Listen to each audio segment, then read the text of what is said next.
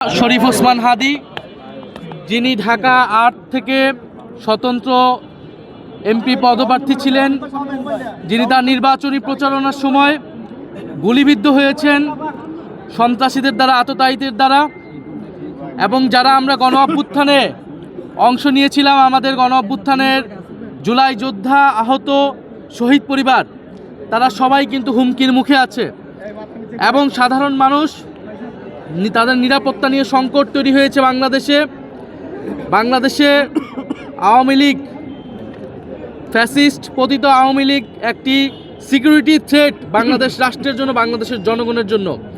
আমরা দেখেছি যে হাদি ভাইয়ের অবস্থা অত্যন্ত সংকটাপন্ন, এবং আমরা আশঙ্কা করছি যে এই ঘটনার পিছে বড় কোনো ষড়যন্ত্র আছে। কারণ গত কয়েকদিন ধরেই এটা কোনো বিচ্ছিন্ন ঘটনা হিসেবে আমাদের কাছে মনে হচ্ছে না।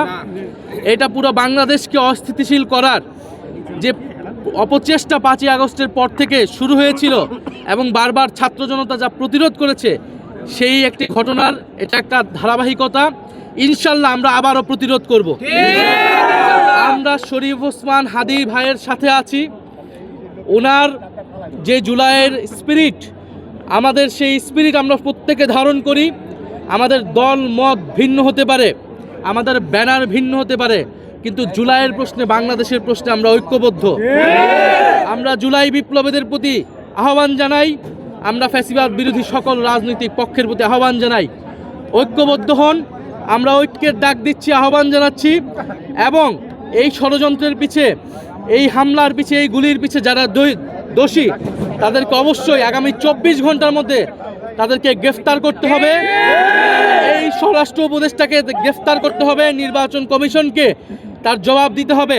বাংলাদেশের প্রতিটি নাগরিকদের এবং জুলাই যোদ্ধাদের নিরাপত্তা নিশ্চিত করতে হবে। আমরা আজকে রাত থেকে মাঠে থাকব, এবং যেখানে আমরা ফ্যাসিবাদীদের ষড়যন্ত্র দেখব, আমরা সেটা প্রতিহত করব।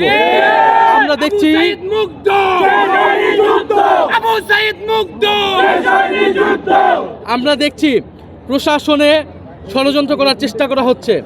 আমরা দেখছি কোর্টে জয় বাংলা স্লোগান দেওয়া হচ্ছে। আমরা দেখছি বিশ্ববিদ্যালয়গুলোতে আওয়ামী লীগের টিচাররা গোপনে ষড়যন্ত্র করার চেষ্টা করতেছে, মিটিং করতেছে। আমরা এখানে কোনো দল দেখব না।